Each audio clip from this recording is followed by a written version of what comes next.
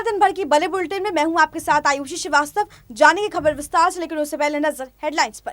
किसानों को 75,60,00,000 का भुगतान देगी बजट, एमएसपी से 1.5 गुना ज्यादा। बजट 2021 में कृषि कर्ज 16.5 लाख करोड़ रुपए।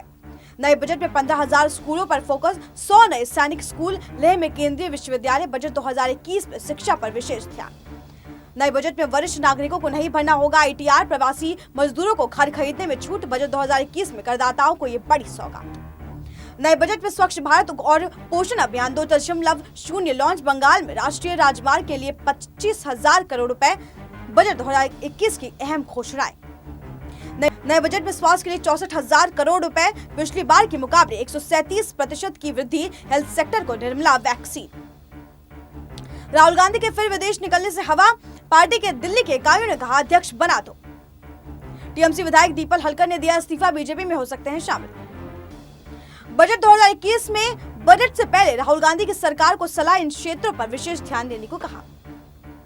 चिराग पासवान में बजट की तारीफ, कहा इससे संतुलित बजट नहीं हो सकता। बजट पर कांग्रेस का वार, कहा निजीकरण के जरिए देश को बेचना चाहती है सरकार। अब खबरें विस्तार से।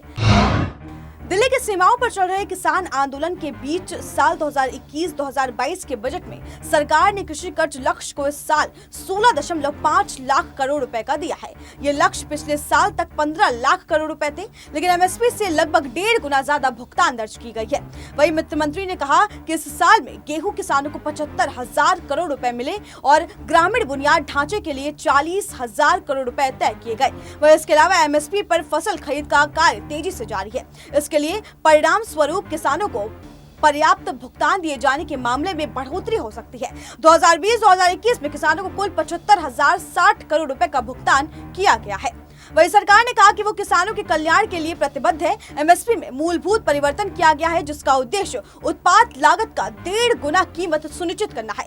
सरकार ने बताया कि फसल खरीद का ये कार्य तेजी से चल रहा है। साल 2013-14 में किसानों को कुल 33,874 करोड़ रुपए का भुगतान हुआ था। साल 2020 में 21 में से किसानों को कुल 75,060 करोड़ रुपए का भुगतान हुआ। इसी प्रकार गेहूं उत्पादन करने वाले लाभान्वित किसानों की संख्या करीब 2019-2020 में 35.57 लाख से बढ़कर 2020-2021 में 43.36 लाख हो गई थी। सरकार ने किसानों को ऋण देने के लिए राशि को 15 लाख करोड़ से बढ़ाकर 16,05,000 करोड़ तक कर दिया है। वही बता दें, इसके तहत पशुपालन, मात्स्यिक और डेयरी क्षेत्र में जोर देगा। माइक्रो इरिगेशन फंड को 5,000 करोड़ तक बढ़ाया गया है। वही ऑपरेशन ग्रीन के दायरे का विस्तार हो रहा है। इसके तहत जल्द खराब होने वाले 22 सौर उत्पाद को शामिल किया जाएगा। वही आने वाले साल में सरकार का लक्ष्य ई-नेम से 1,000 और मंडियों को जोड़ना है। मालूम हो कि मोदी सरकार हर बजट में कृषि लोन के लक्ष्य को बढ़ाती है, मगर फिर भी सरकार हर बार अपना लक्ष्य से अधिक लोन किसानों को देती है। वित्तीय वर्ष 2017-18 में सरकार का टारगेट 10 लाख करोड़ था, लेकिन किसानों की कुल 11.68 लाख करोड़ रुपए दर्ज किए गए थे।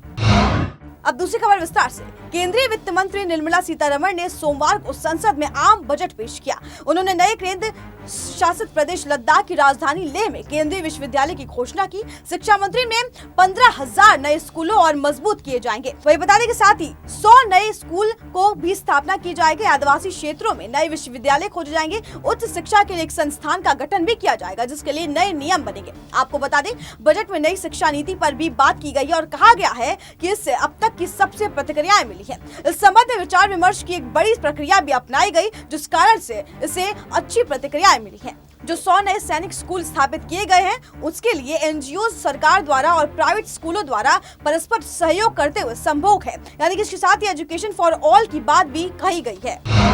अब तीसरी खबर विस्तार से। केंद्रीय वित्त मंत्री निर्मला सीतारमण ने सोमवार को आम बजट पेश किया, जिसमें इनकम टैक्स को लेकर भी अहम ऐलान किए गए। आपको बता दें, केंद्रीय वित्त मंत्री ने बीते साल के बजट में नए टैक्स विकल्प का भी ऐलान किया। जो लोग पुराने टैक्स स्ट्रक्चर में नहीं रहना चाहते, उनके लिए नया टैक्स विकल्प लाए जाएंगे। यानी कि नए टैक्स सिस्टम को 7 स्लैब्स में बांटा गया है। अब सरकार ने करदाताओं के लिए आगे का ऐलान कर दिया है। वरिष्ठ नागरिकों को टैक्स रिटर्न पर छूट दी जाएगी। जो 75 वर्ष से ऊपर की उम्र के हैं उनके लिए कॉम्प्लायंस बर्डन कम किया जाएगा, यानी कब केवल इंटरनेट से ही कमाई की जाएगी या फिर पेंशन ही उसकी एकमात्र कमाई होगी। तो ऐसी स्थिति में उन्हें किसी भी प्रकार के टैक्स रिटर्न फाइल करने की जरूरत नहीं है। इसे बुजुर्गों के लिए टैक्स में एक बड़ी राहत के रूप में देखा जा रहा है। वहीं इन सब के अलावा टैक्स रिटर्न के असेसमेंट को भी अब तक 6 वर्ष के बजाय 3 वर्ष में ही यूरोपियन किया जा सकता है। छोटे करदाताओं के लिए फेसलेस ड्यूटी रेजुलेशन कमेटी का गठन भी किया गया है। साथ ही डिजिटल लेन देन के लिए टैक्स ऑडिट थ्रेशोल्ड बनाए गए हैं, यानी कि एफपीआईज के लिए डिविडेंड टैक्स बर्डन को भी हटाया गया है। अफोर्डेबल हाउसिंग के लिए 1 साल तक पेमेंट का ब्याज भी घटाया गया है। अब चौथी खबर विस्तार से। केंद्रीय वित्त मंत्री निर्मला सीतारमण ने इस बार बजट के लिए कई बड़े ऐलान कर दिए हैं, जिसमें 45 शहर क्षेत्रों की जनसंख्या 10 लाख से ज्यादा है। वहां प्रदूषण को नियंत्रित करने के लिए करीब 2217 करोड़ रुपए के लिए लागत की गई है। साथ ही देश के कैपिटल एक्सपेंडिचर को भी बढ़ाया गया है। ये पिछले वर्ष 4.29 लाख करोड़ था, जबकि अब यह 5.74 लाख करोड़ रुपए हो गया है। साथ ही मिशन पोषण में 2.0 का भी ऐलान किया गया। वह इसके तहत न्यूट्रिशन कंटेंट के लिए डिलीवरी और आउटकम पर भी विशेष जोर दिया गया। वहीं 1,10,55,000 के लिए भारतीय रेलवे को दिए गए हैं। भारतीय रेलवे ने 2030 तक के लिए एक बड़ा और प्लान भी तैयार किया है। मेक इन इंडिया पर जोर देते हुए प्लास्टिक खर्च को कम किया गया। वहीं पिछले वर्ष जो सुरक्षा के लिए प्रबंध किए गए थे उसके फल अब दिख रहे हैं। वित्त मंत्री ने ऑटोमेटिक ट्रेड प्रोटेक्शन सिस्टम का भी ऐलान किया। वहीं $5 ट्रिलियन की अगर अर्थव्यवस्था बनानी है तो मैन्युफैक्चरिंग सेक्टर को भी दोहरे आंकों पर भी विकास करना होगा। वित्त मंत्री ने इस बार जोर दिया कि हमारे निर्माण के लिए कंपनियां वैश्विक सप्लाई चेन का भी एक अभिन्न हिस्सा बनाए, यानी कि 5.35 लाख करोड़ के लिए भारतमाला प्रोजेक्ट के अंतर्गत 13,000 किलोमीटर सड़कों के लिए करीब 3.3 लाख करोड़ रुपए की दी जाए। इसमें से 3800 किलोमीटर बन चुके हैं। बता दें बाकी के 8500 करोड़ रुपए जारी किए गए हैं। अब पांचवी खबर विस्तार से। केंद्रीय मंत्री निर्मला सीतारमण ने सोमवार को आम बजट पेश किया, जिसमें स्वास्थ्य क्षेत्र को भी लेकर बड़ी घोषणाएं की गई हैं। पूरा का पूरा 2020 कोरोना वायरस के बीच निकला और लॉकडाउन में पीएम मोदी केयर फंड के लिए भी वेंटिलेटर्स की खरीद की गई। टीके के लिए भी फंड्स जारी किए गए। लेकिन ऐसे में उम्मीद थी कि इस वर्ष के बजट में स्वास्थ्य सेवाओं पर विशेष ध्यान दिया जाएगा और ऐसा ही हुआ। बता दें केंद्रीय वित्त मंत्री ने बजट पेश करते हुए कहा कि भारत के पास कोरोना महामारी के 2 टीके हैं। 2 और टीके जल्द ही आने वाले हैं। उन्होंने बताया कि सरकार ने सबसे संवेदनशील वर्गों को सहारा देने के लिए PMGKY यानी कि 3 आत्मनिर्भर पैकेज और बाद में की गई घोषणाएं अपने आप में 5 मिनट के बजट में सामने रखी। उन्होंने बताया कि आत्मनिर्भर पैकेजों ने ढांचागत सुधारों की हमारी गति को बढ़ाया है। अब छठी खबर विस्तार से। कांग्रेस की दिल्ली इकाई का मानना है कि राहुल गांधी की भविष्यवाणियां सच साबित होती है। उन्होंने अपनी नेतृत्व क्षमता दिखाई है, लिहाजा उन्हें फिर से पार्टी अध्यक्ष बनाने के लिए प्रस्ताव पारित किया गया। बता दें राहुल गांधी ने साल 2019 के आम चुनावों की हार के बाद अध्यक्ष पद छोड़ दिया था। पार्टी अध्यक्ष पद से इस्तीफा देने के बाद उनकी मां सोनिया गांधी को अंतरिम अध्यक्ष बनाया गया था। राहुल गांधी से पहले उन्होंने 2 दशक तक पार्टी अध्यक्ष के रूप में काम भी किया था। वही पार्टी प्रमुख के बाद से पद से इस्तीफा देने के बाद तुरंत बाद अटकलें लगाई जा रही थी कि वो पार्टी अध्यक्ष के रूप में वापस आएंगे। ऐसी अटकलों पर पार्टी की नेतृत्व क्षमता में कमी और नेहरू गांधी परिवारवाद से लेकर पूरी सोचने को लेकर लगाई गई। हालांकि शशि थरूर जैसे अन्य वरिष्ठ नेताओं ने पुरानी पार्टी में वंशवाद की राजनीति के प्रति घृणा व्यक्त करने के लिए काफी मुखर रही है। वही विभिन्न राज्य इकाइयों ने भी उन्हें पार्टी अध्यक्ष बनाने के लिए इसी तरह के प्रस्ताव पारित किए। इन सब के बीच अटकलें ऐसी है कि राहुल गांधी फिर से विदेश छुट्टी पर चले गए। हालांकि कांग्रेस ने इन खबरों को खारिज कर दिया। अब सातवीं खबर विस्तार से। पश्चिम बंगाल विधानसभा चुनाव से पहले दल बदल का सिलसिला जोर शोर से जारी है। पिछले कई दिनों से नेता ने टीएमसी छोड़ बीजेपी में शामिल हो गए। अब इसी कड़ी में टीएमसी के विधायक दीपक हल्दर ने पार्टी से इस्तीफा दे दिया है। सूत्रों के मुताबिक डायमंड हार्बर से टीएमसी के विधायक दीपक ने स्पीड पोस्ट के जरिए अपना इस्तीफा दिया। ऐसा माना जा रहा है कि 1 से 2 दिन में दीपक हल्दर भारतीय जनता पार्टी में शामिल हो सकते हैं। दीपक के इस्तीफे पर टीएमसी के राज्यसभा सांसद शांतनु सिन्हा ने कहा कि दीपक हल्दर को लेकर पहले से ही हमें पता था कि वो टीएमसी छोड़ सकते हैं। चुनाव से पहले जो पार्टी बदल रही है, लोगों को उनके बारे में अच्छे से पता है। चुनाव में उनको ज्यादा से ज्यादा फायदा नहीं मिलने वाला। आपको बता दें हाल के दिनों में टीएमसी के कई विधायक पार्टी के साथ छोड़ बीजेपी में शामिल हो गए। राजीव बनर्जी ने 22 जनवरी को पश्चिम बंगाल सरकार में मंत्री पद छोड़ दिया और स्पीकर से मुलाकात कर अपना इस्तीफा सौंप दिया। वही 23 जनवरी को वैशाली डामरिया को टीएमसी ने भारतीय टीएमसी ने पार्टी विरोधी गतिविधियों के चलते निष्कासित कर दिया। इसके अलावा 26 जनवरी को प्रवीण घोषाला ने टीएमसी के 2 पदों से इस्तीफा दे दिया। उन्होंने हगली जिले के कोर कमेटी और हगली जिले के प्रवक्ता पद से भी इस्तीफा दे दिया। ये सभी नेता बीजेपी में अब शामिल हो चुके हैं। अब 8वीं खबर विस्तार से। वित्त मंत्री निर्मला सीतारमण ने आज वित्तीय वर्ष 2021-22 के लिए आज सुबह 11 बजे लोकसभा में बजट पेश किया।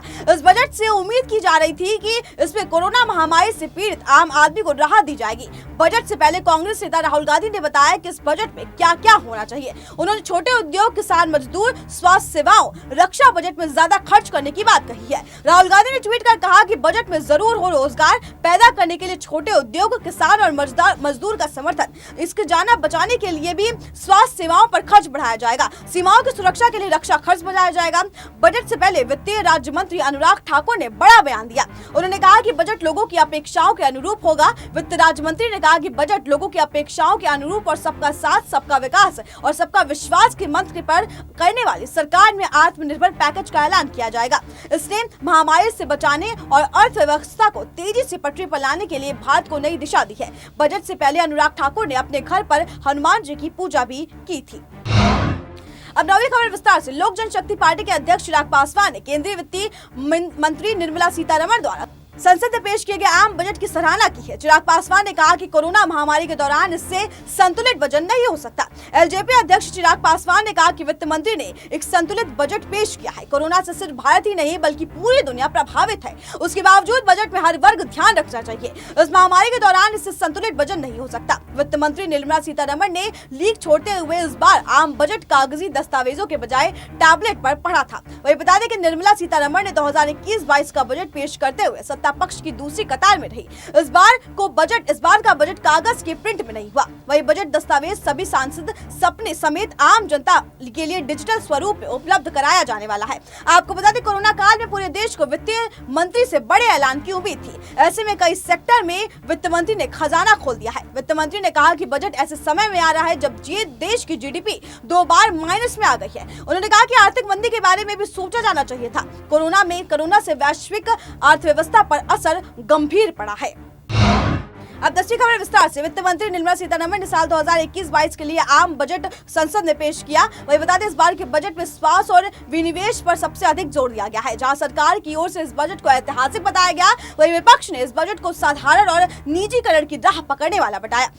अधीर रंजन चौधरी ने कहा कि स्थिति असाधारण निजीकरण सरकार चाहती है। वही सीपीएम नेता मोहम्मद सालिम ने इस बजट को तुलना OLX से कर डाली। जी हाँ, नेता प्रतिपक्ष अधीर रंजन चौधरी ने बजट पर प्रतिक्रियाएं देते हुए कहा कि हमें उम्मीद थी कि असाधारण स्थिति में बजट पेश किया जाएगा तो इसमें असाधारण कदम भी उठाने की झलक दिखेगी, लेकिन सरकार असाधारण स्थिति में बड़े साधारण और निजीकरण की राह पकड़ के खुद को बचाना चाहती है। कुछ राज्यों में चुनाव है, इसलिए उन्होंने वोट के लिए सब किया। उन्होंने पैसा खर्च करने की बात कही, लेकिन हमें कोई अनुवेदन नहीं मिला। अधीर रंजन चौधरी ने आगे कहा कि हम उम्मीद करेंगे कि वे गरीबों की मदद करने के लिए नकदी हस्तांतरित करें, और लेकिन ऐसा कुछ भी नहीं हुआ। सरकार सोचती है कि विनिवेश निजीकरण कर देश को बेच देना चाहती है। ये साधारण बजट के साथ साथ बहुत सारे बोझ हमारे ऊपर डाले गए हैं जो नहीं डाले जाने चाहिए। सरकार आज रास्ते पर आ गई है, वो सीधा निजीकरण की ओर ले जा रहा है।